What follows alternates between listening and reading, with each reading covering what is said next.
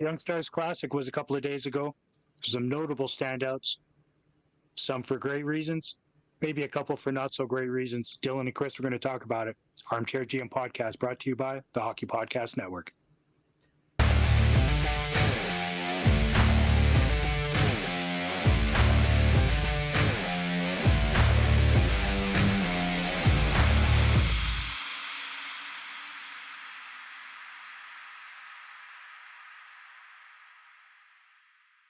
Well, Chris, there was a couple players who really stood out for some really good reasons in the Youngstars Classic. For anybody who didn't watch, we had a pretty bad game to start there against Vancouver, and then the next couple games against Edmonton and Winnipeg, we ended up playing very well. Not You can't take too much out of the Youngstars Classic, but it's always fun, and it's a good way to get yourself back into the hockey mood to start the season. A little tournament in Penticton. Did you watch all the games? I watched about half of the Vancouver, the first one. I was kind of in and out. Watched it on my phone and whatnot, but I did watch pretty much all of the Edmonton and Winnipeg games. Okay. So yeah, there's some good plays there. Like I had no idea how well, like, say, Klapka is with his body, and we've seen some tall guys come through the organization that just are very soft in the corners and just afraid to use their weight and their size. Jankowski, he's not one of them. Those types of guys. 100%. Yeah. It was really refreshing to watch him play out there. I'm hoping that he can keep it going in actual camp against NHL players. Time will tell for that. That starts right. That's tomorrow, or that's Thursday. That starts up. So yeah, hopefully he can have a good showing there and fight for a spot. I agree. I mean, he was the one that stood out the most for me, and I feel like a lot of the fan base kind of feels the same way. He's was really able to protect the puck, and he wasn't afraid to use his backside to shove people around and even just find himself some space. He got off a couple of nice shots, a couple of goals, a nice deflection goal, which is something we've been sorely missing since Tkachuk left. I don't see him having a whole bunch of top six upside, but having a guy like that with a little bit of soft hands and the ability to grind on the bottom in the bottom six, one day would be fantastic. Absolutely. I mean, these are all necessary players. Yeah. Right. Unfortunately, you can't have 12 top six forwards, right? Exactly. So we need people to round out that core, and I think third line, fourth line maybe this year, but I see him third line and occasionally being on the second. He has some really good hands, more so than I ever thought and gave him credit for. That's for sure. I couldn't agree more. And the size, the way they've drafted size and targeted size in the last little while is really showing as far as the Youngstars are concerned. Like, you had Siona, you had Lipinski, like there's some, Honzek even, who I don't think Honzek really shone that much, but it's also his first couple games. Like, I'm not too worried about Honzek eventually becoming, a legitimate middle six player for us, like eventually in a couple years. Yeah, I agree. I think his ceiling is good still. I did find him to be fairly lazy on the ice through last weekend. Oh yeah. Yeah, just he seemed to float a lot and seemed disinterested in engaging in a lot of the plays, in my opinion. Which could be, maybe there's a language barrier, maybe they're just getting used to to the smaller ice and the new team around him and surroundings. There's probably multiple reasons for Well, it, I don't think but I for don't think it's going Honzek, to be an issue moving forward. because Honzek's lived in Canada for a couple of years. Like he played for Yeah, the Vancouver Giants last year. I don't think the small ice. I that's don't true. think those things, but he definitely didn't pop. Like I didn't really notice him doing, floating like you were saying. But I think Mm. that's probably because I noticed a lot of his line mates, like Lipinski, for instance, doing so much work in the corners. Um, another Yeah, big guy in Lipinski. Again, Honzek's big, like especially against other teams' young stars. I found the size to really shine through. yeah, yeah. We're physical and like not like bone crushing hit physical, but just good hard nosed hockey, right? Just grind it out and assert your size and your dominance with that size difference if whenever possible. Yeah, Obviously, when you got guys like Klapka who's 6'7", Siona who's I think 6'5" or yeah, 6'6" maybe. yeah. Um, Siona I mean looked really that's good for a couple games there too. He didn't really do much. I found in the third game, but he was the only true. player who Yeah, played well in the first game, and then played pretty well in yeah, the second game as well. So yeah. He was really noticeable in the second as well. I agree. yeah, And you're right. I think you even asked a question in the Flames Hub group chat there. Has anybody seen him? Is he playing or something like that? yeah, and And like halfway which is through not the normal. third game there, Yeah, yeah, yeah. it So did. I agree. He was very noticeable for the right reasons, especially in game 1 and 2. Um, he really he really showed a lot of leadership, even in the interviews after the games, which I was quite impressed with. Yeah, He's kind of took over the conversation in the interviews, and I think he's going to be one of those natural leaders for the Flames if he can make the team in the next year or two or whatever. I I mean, really I hope wouldn't so. mind Because even seeing him on the fourth line this year, to be honest. yeah, yeah, I wouldn't mind that. I mean, I think we have enough guys who are higher up in the in the lineup as far as it goes, to being ready, Right? Yeah, that's right? fair. Like, That's that's fair. The one thing that I'm kind of worried about is that we finally give some of these some of these prospects a chance to make the team. Some that should have been probably brought in sooner than they have been, and then they just end up playing 12 minutes on the fourth line or 10 minutes on the fourth line, and it ends up stunting their development some. yeah, But and that's one thing I'm and worried about. Let's while we're still on forwards here, let's go and talk about Coronado a little bit, because I understand, and I also think that he is going to develop into a perfectly good middle six sniper for us eventually, Mhm. even later this year. But from what I saw, again, you can't take too much into it, but from what I saw in the prospect games, he was getting outmuscled.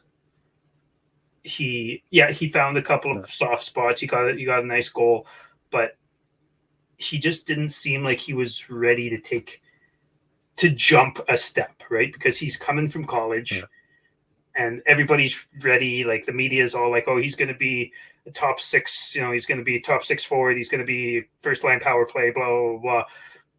But he's going to skip the AHL. Like he's not a superstar prospect. You know what I mean? He's good, and he will eventually be a star player probably.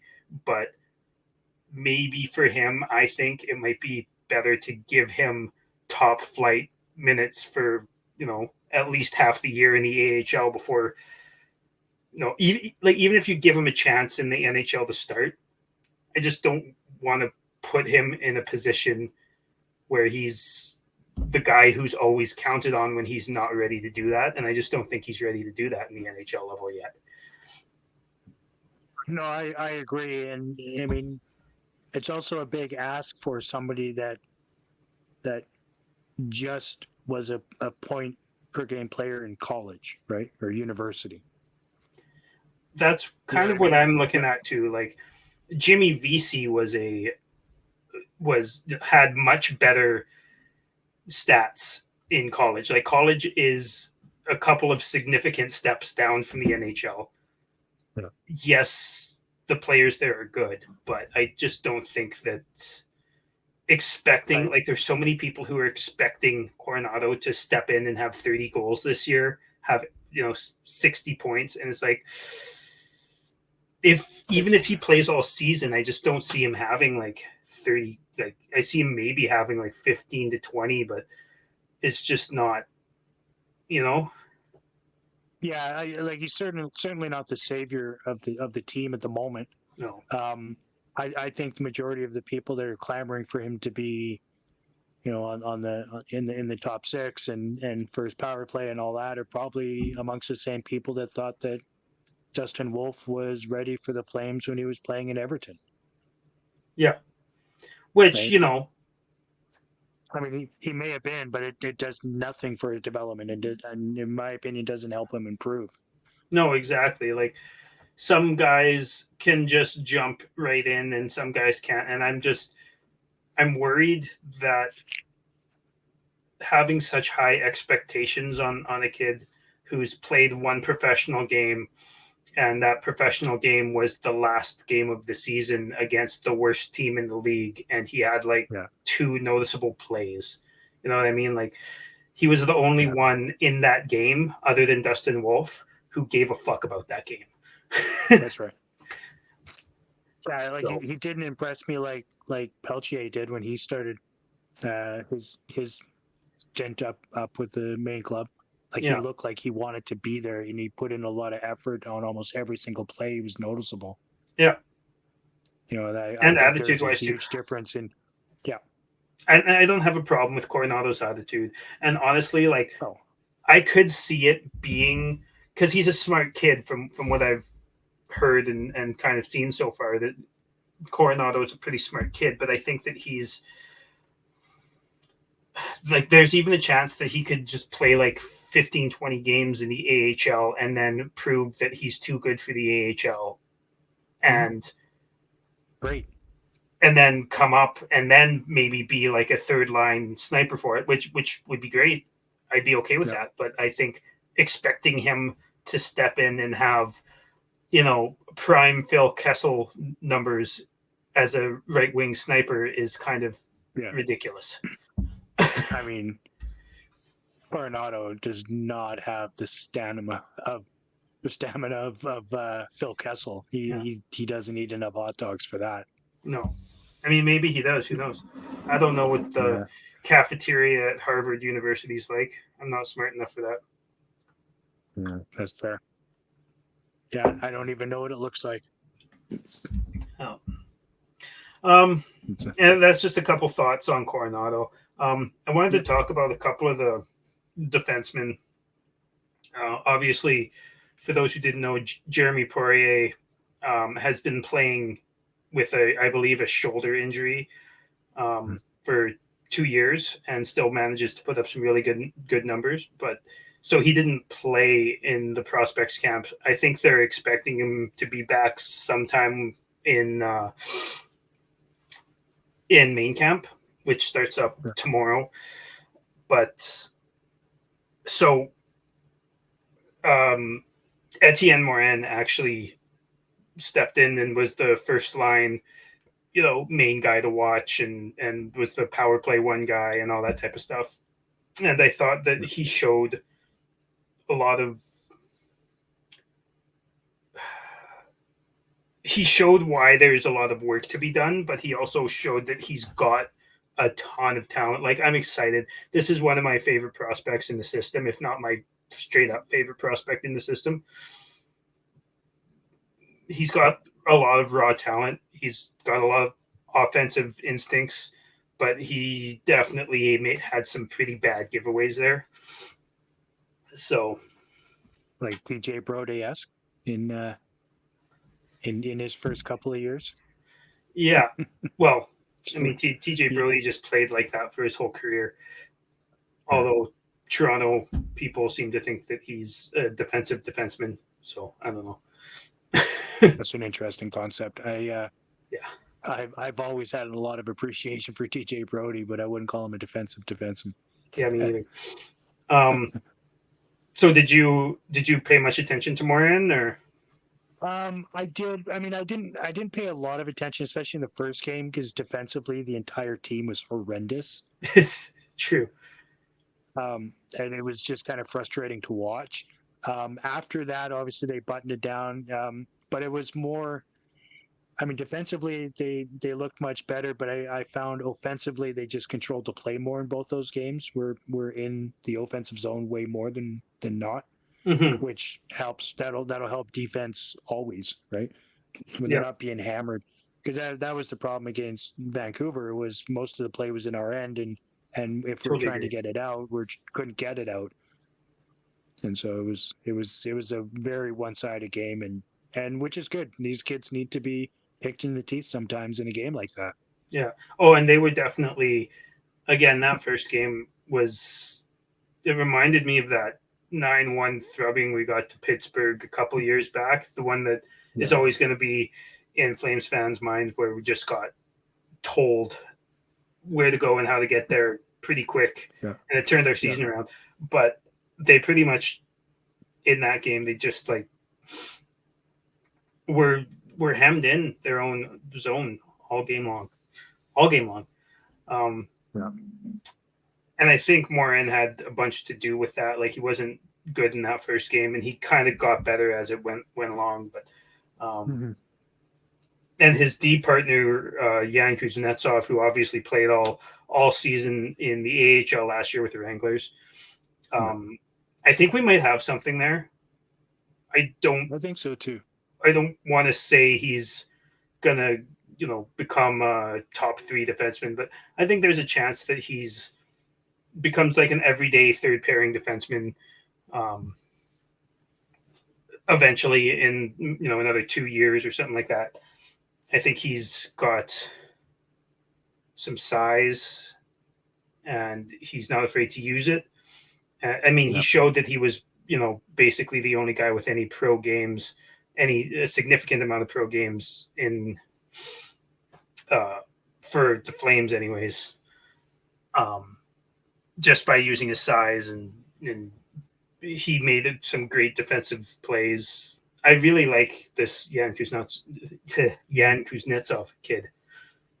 Yeah, I like his play as well, and I agree with you. I think, potentially next year, but in my opinion, for sure the year after, he should definitely be part of the main club Steve Core. Like you said, third pairing, maybe mix it into the second if there's injury, that sort of thing. I think he will be. I think he'll be a good NHLer for a lot of years. I think he plays the game or seems to play the game the right way. I agree. And, he's yeah. I mean, who do you compare him to as far as defenseman? Who would I compare Yan Kuznetsov to defensively? Almost like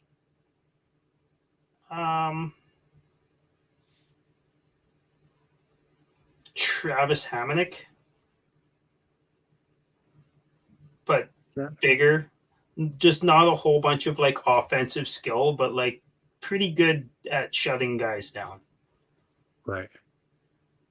Yeah. Yeah, I can go with that. And who are you thinking? Well, that's not a bad one. I think he's got a really good shot if we can get him to use it more often from the line. And I think he's going to end up being a really good stay-at-home defenseman. I'm hoping that we can get him to start hitting more and give us more of that Regier stuff. But he just doesn't have quite that grit in him. Yeah, Mm.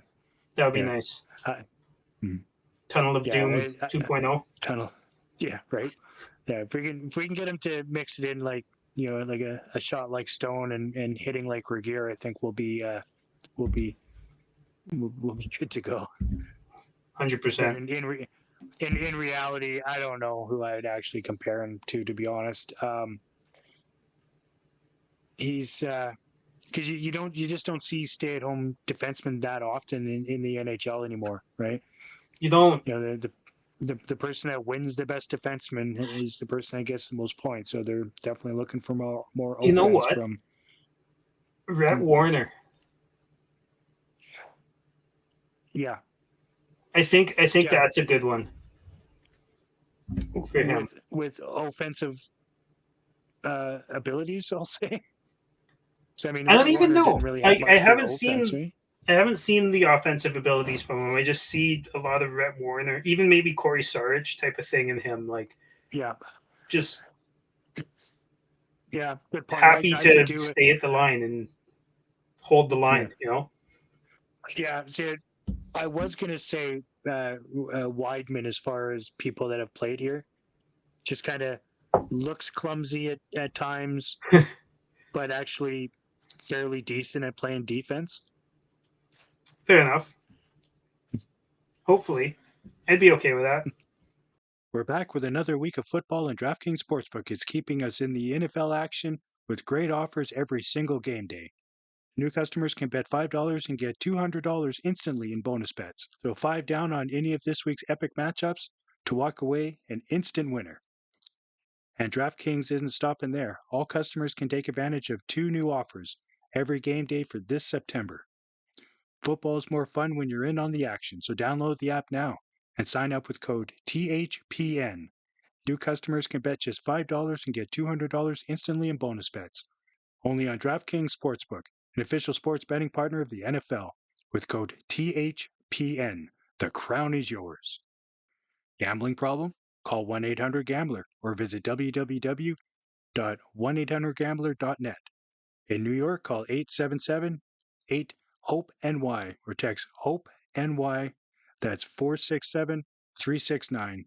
In Connecticut, help is available for problem gambling. Call 888-789-7777 or visit ccpg.org. Please play responsibly. On behalf of Boot Hill Casino and Resort, licensed partner Golden Nugget in Lake Charles and LA. 21 plus, age varies by jurisdiction. Void in Ontario. See sportsbook.draftkings.com/football terms for eligibility, terms, and responsible gambling resources. Bonus bets expire 7 days after issuance. Eligibility and deposit restrictions apply. Well, preseason's about to start. Main camp. I'm pretty excited to see what a couple of the young guys have to offer when it comes to playing with the big boys. See if they've how many players have what it takes to jump up. There's lots of spots, so Connery actually kept his word when it comes to leaving spots open for some young forwards. So pretty excited about that. What about you? It is a good thing that we're going into camp with I think only one signed PTO at the moment, and I think it's just somebody signed just so we can have enough players for the split squad. To be honest, I don't think there's any chance that PTO guys are making the team at all. I think they're actually going to give the young guys a chance, which is good. I mean, I also think that we've left a lot open. Like, you can always sign more guys after, but if these guys aren't ready, then we've left ourselves with a bunch of like spare parts that we have to try and find, inside a week. Mm-hmm. Yeah, that is one of the downsides, right? I mean, we do need players at the moment because we don't quite have a full roster as far as actual players, but we're also over the cap. So something still needs to happen before beginning of the season. We're just not sure what that something's going to be. Yeah, and at this point, it looks like it's going to be for free because we've lost all of our leverage because we are going to have to make a move to get under the cap, right? Even if we just take all of the empty spots and shove league minimum contracts into them, we're still going to be over the salary cap. So yeah, exactly. Like right now we're sitting at 21 of 23 players as far as main roster people or main roster players. Not counting and with, Shillington. not counting Shillington. So I guess technically that's 22. But in that mix, right? So obviously Adam Ruzicka is going to be fighting for a spot. Even Peltier, I think Peltier is going to be a mainstay. They do have Coronado listed in there as well for the actual players. So I think that'll be, we'll see. Is it going to be Coronado? Is it going to be Zari? I suspect Zari would have a better chance at it. I think Coronado, I think he's going to get a look to start. I don't particularly agree with it. I mean, we'll have to see how camp, like what happens in camp. Maybe he shows some awesome chemistry with Kadri, or maybe he shows some awesome chemistry with Lindholm, or who knows, right? You just never know, and it would be nice to see.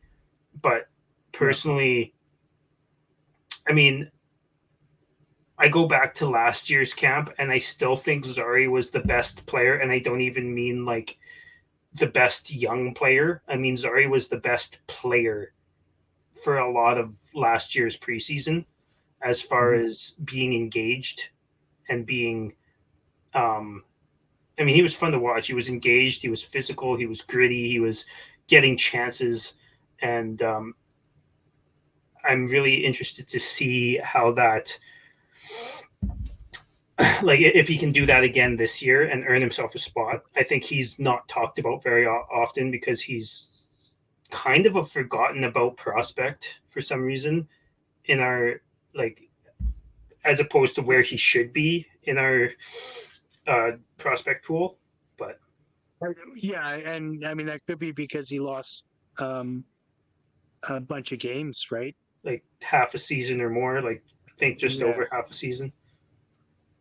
Yeah, so I think that has a lot to do with it. So maybe they're putting him a bit further back on his development because of it, which I personally think is a bit of a mistake because I think he's shown that he's ready for the move up. Personally, I mean, he's not like a points dynamo. He's not the savior of the Flames, but he could definitely be part of that middle six, in my opinion. Right? He's got a lot of Coleman in them. Yeah, agreed. Just quick, gritty, not afraid to get in the corners and do stuff. Just not gonna wow you with his points or with his goal output or whatever, but just a really good like third line. Like I think he would be just fine to be in our bottom six for most of the year. Of course, he'd have to outwork some other guys, Coronado, maybe Klapka. I'd really like to see Klapka get a shot, especially if he continues his play from prospect camp. Peltier, like you said, there's a couple guys who are like for sure in. I do not see a way that they don't, unless they just suck in camp. I don't see Walker Dewar being, in the AHL this year. I don't see Jacob Peltier being in the AHL this year. And quite frankly, that's good because those guys deserve like to play 50, 60 games this year, if not more, I think. Yeah. No, I agree. I mean, Walker Dewar for sure. And there's zero reason for Peltier to be watching games from the press box. In my opinion, I think he did everything right last year. He came in even though he was kind of having a hard time getting ice time because of the coach, and his philosophy on young players. So I think moving forward, I think Jacob's going to be a mainstay on the Flames roster. I'd like to see that. Where do you have Sharon Govich Playing? Yeah. Well, he's not an AHL player, that's for sure. No. I think he's going to be this year's Dubé. I think he's going to be up and down the lineup. He's going to get some looks on the top power play, and he's going to get some games where he's not on either power play. Mm-hmm. He's going to be, when there's an injury, he's going to get moved up into that spot because he can play any of the positions and he can score 20, 25 goals if he's given the chance. I think he'll be probably spend most of the season on the second or third line and kind of back and forth type of thing. That's my thought. What about you? Yeah, I agree. I could easily see him playing on either side of Backlund with Coleman. That'd be a good line. Or I think it would be a really good line. But I mean, who knows? Maybe he would look good playing with Nazem. I mean, that would be an interesting line. That Kadri needs somebody to help get that play moving, and I think he might be pretty good at that. I wouldn't mind seeing him, Kadri, and Dubé on the second line.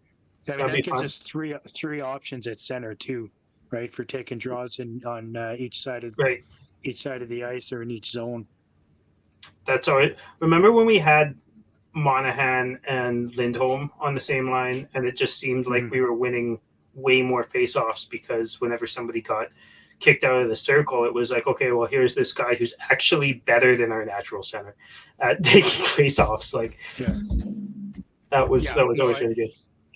Yeah, absolutely, and that's why I like having Dubé playing on the line with Kadri because he's not great at it, but he's serviceable at that spot. Right? But he can. Yeah, he can exactly. Yeah, I mean, I don't think there's a whole bunch of players that we're going to be looking at like, oh, this guy should all of a sudden be a first liner because of how he played in camp. I hope there is. I hope there's a couple because it would be great, right? Our team needs it. Our team needs players to step up. Yeah, we need somebody on that top line, and I would like to see somebody bust their ass and make it so there's no option but to put them up there. Yeah. And like I don't see it being Zari or Dewar or Peltier really. And maybe Peltier, but I mean, he didn't show a whole bunch of offense last year. Most of his success came from just being in the right spot defensively and starting the play from the other end and just being happy. Yeah, I agree. But maybe him and Jonathan Huberdeau can be great. Have a spark, right? They can speak French to each other on the ice, and I think with them and having Lindholm between them, it actually might be a pretty decent, hardworking line. I'd like that. I mean, my main thing is I don't want the natural goal scorers that we do have, and Sharon Govich is one of them. Yeah, good point. I don't want them to not have a fair look with Huberdeau, because that's what happened last year, and Huberdeau didn't have somebody who wanted to shoot the puck on his line for the majority of the season, and we need more guys who want to shoot the puck in tight, right? Because Huberdeau's good at getting the puck to those guys, but he doesn't want to shoot it, right? So you need guys like hopefully Sharangovich and Lindholm who want to shoot it. And that's that. I mean, look at that one time that Coronado scored in the game against Winnipeg. I mean, he's ready, boy. I'm telling you. Yeah, sure. I had to throw that in just No, I because know. of how angry Again, I've been about everybody giving them props. He had a couple of nice plays, but as a whole, he didn't look ready to me. Right. But again, we'll see. You know, maybe he was taking it easy in rookie camp and he wants to save it all for main camp. Maybe that's the thing. Who knows? I mean, how much of a mistake would that be? Can you imagine? Can you imagine if we had Daryl Sutter on the team and he caught wind of a player holding back in one camp to hopefully potentially shine in another? Mm-hmm. He would lose his mind. So we're talking about a couple of minutes ago there, we were talking about players who we thought might be able to take the step and be, you know, decent middle six, bottom six forwards. And I know we've talked about Klapka a lot, like to kick off the show, but I really would like to see him get a fair shot because, and it's not just because of the size, like we've had so many players come in who are big and not that much else, you know. Yeah. But he seems to actually have a lot more than just being big. He's like a lightning bolt out there. He's quick, and he is quick. That really surprised me. I didn't really, I didn't really see him being like that because he played like 60 games last year, I think, for the Wranglers. most he of the didn't quite season, play yeah. the full season, but most of the season. Obviously, he's not necessarily a points guy. I mean, he sure seemed like a points guy this last weekend. I mean, he was in the Wranglers' bottom six. Yeah. Yeah. So, I mean, I would love to have him on that fourth line playing on the other side with Dewar, I guess, would be, you know, the natural right wing on that. So who would play center on that fourth line for you then? I mean, Klapka can play center. I'm not sure if I'd want that. Zari, maybe. The other thing I was thinking too is, as much as we love Backlund and Coleman together, and as much as having a $5 million player on the fourth line isn't ideal, it wouldn't be the worst if Coleman. Like, I love Coleman. You know, I'm a huge Coleman fan, but it wouldn't be the worst if he would be a good fourth liner, you know? Yeah. So if there was a fourth liner who needed to move up, then we could see Coleman playing fourth line minutes for a lot of the season. Yeah, I mean, I could easily say that Coleman could slot in the bottom six, right? Mm-hmm. Like he could bounce between third and fourth line quite easily. I mean, he could even bounce into the second. He still has a really good amount of speed on him. But yeah, I mean but again, that's kind of part of my problem is we've got these four centers, if you will, Sharangovich being one of them, and I don't think that any of the four should be playing on the fourth line personally. And you're talking Sharangovich, Dubé? Yeah, I guess I don't really have Dubé in there as a center. I have him more of a winger, but can fill in. And I don't want Dubé on the fourth line. So that's kind of my biggest hiccup or question mark, I guess, when it comes to the roster is who do we put at center on that fourth line to play with Dewar and like I said, like Klapka or somebody like that. So last year we had a fourth line that should be a fourth line. Mm-hmm. You know, as much as I like Lewis, and there's this time and a place for Lucic, those guys are fourth line players. This year if we have those young guys come in, I feel like we'll have like a 3A and 3B line.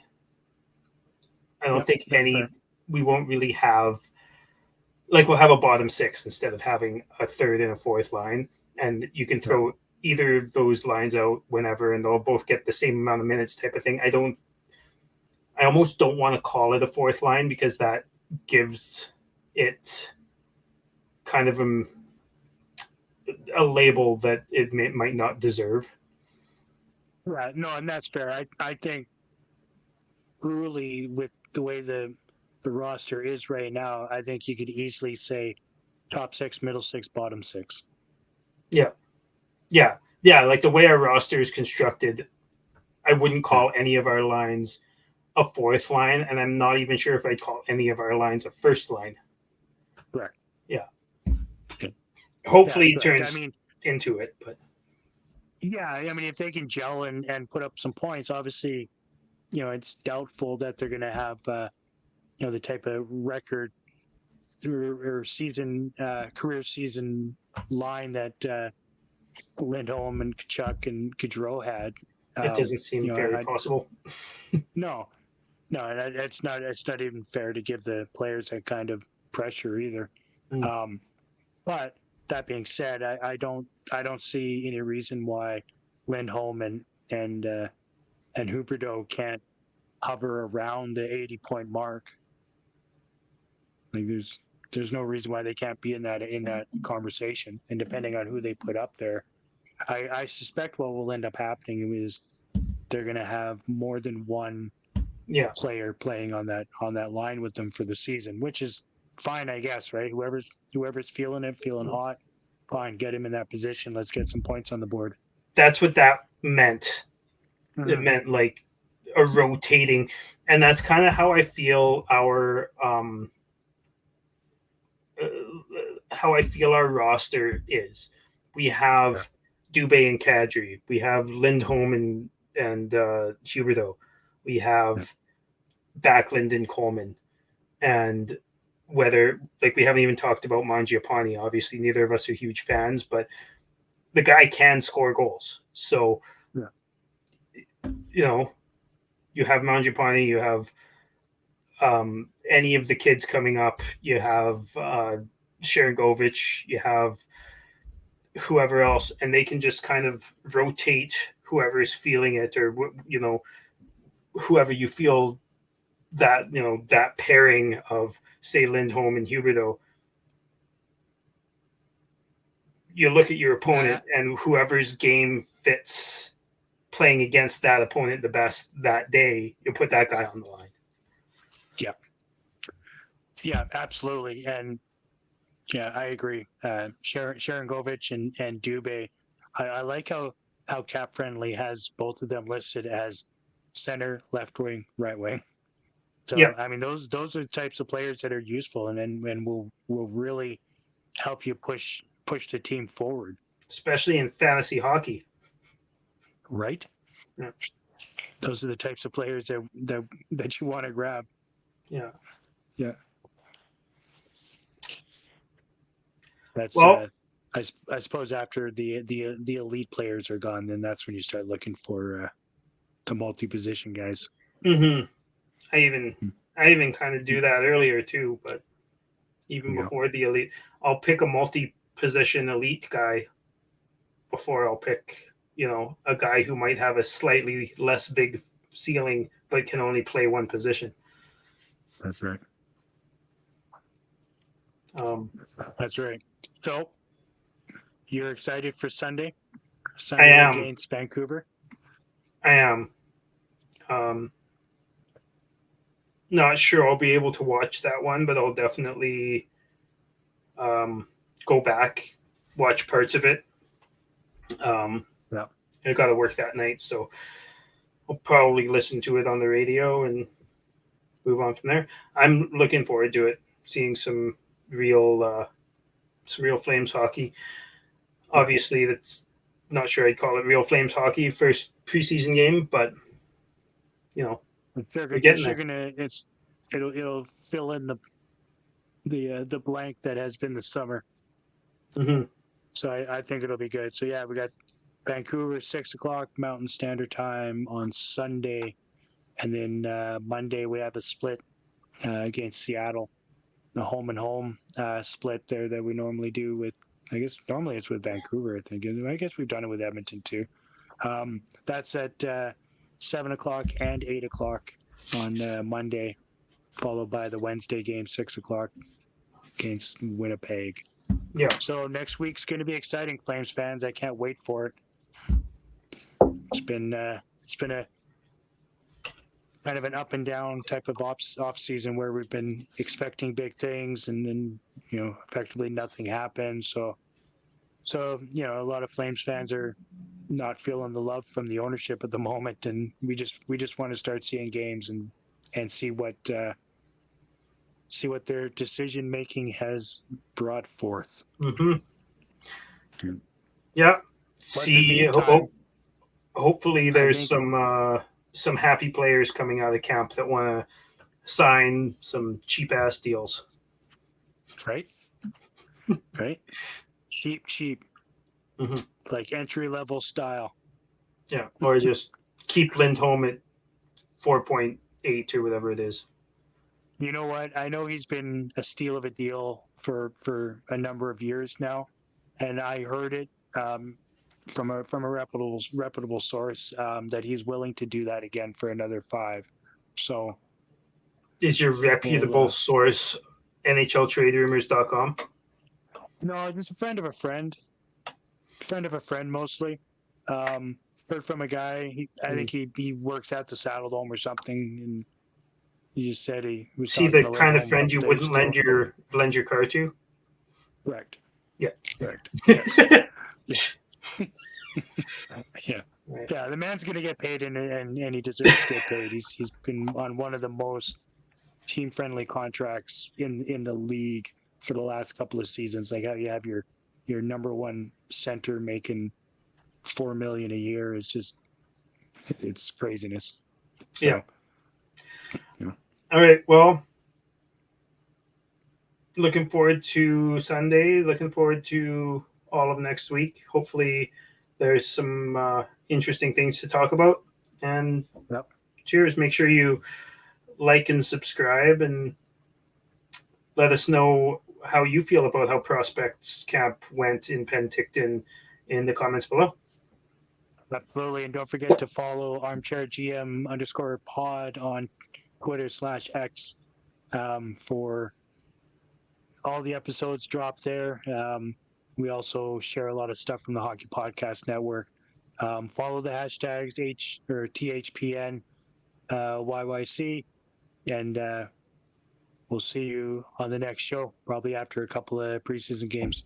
Thanks for watching, everybody. Go Flames. Go.